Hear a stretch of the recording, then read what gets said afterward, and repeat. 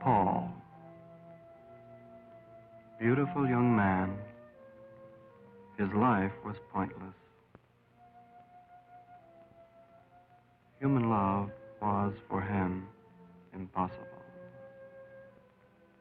Then sacrifice. He would give himself to the most hideous human being he could find. He would go to a leper colony and attach himself to the most hideous leper on the island as a nurse, a companion, and a lover, asking only that he be given the disease so that he might see whether it was possible for the leper to return that love when Paul, too, should become a leper in fact.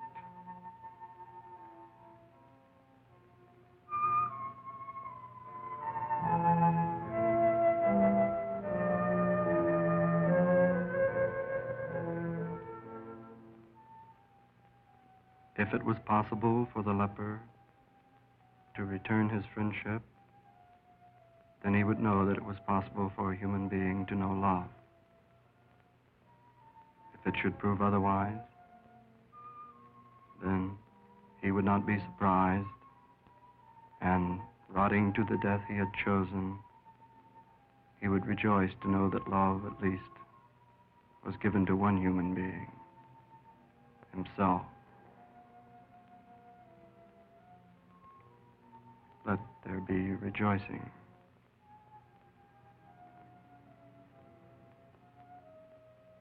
Walking away from the sea and the eternal sleep, he walked back into the city, seeking passage to the islands of disease in the city hall.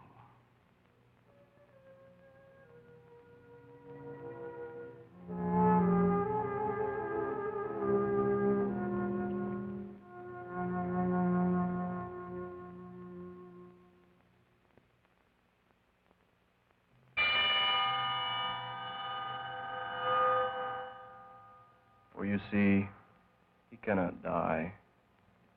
He must walk on afar away until the bursting sun of a death they offer him has come about and rendered him anonymous and invisible forever, along with all of his brothers who could never be brothers. For this was the world of the great disturbance which threw men against men and obliged men to hate. Threw men armed and bloody against their brothers, fighting to the death for the piece of bread his brother holds in his hand. In this great human perversion, he had learned that to live on earth it was required that he hate and murder. And he could neither hate nor murder. But he wanted to live as all men did.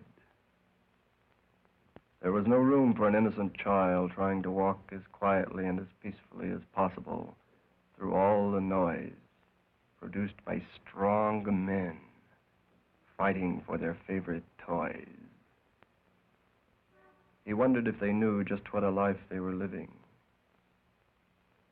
He wondered if they knew just what had happened to human dignity when men could not look men in the eye, when there was no longer the slightest pride in being a human being, when one's personal meaning had suddenly narrowed itself to the least indulgence possible in the writhing fear and hate that possessed the minds of men on God's own earth. He will get about as far as the information desk. Then his time will be over, along with ours.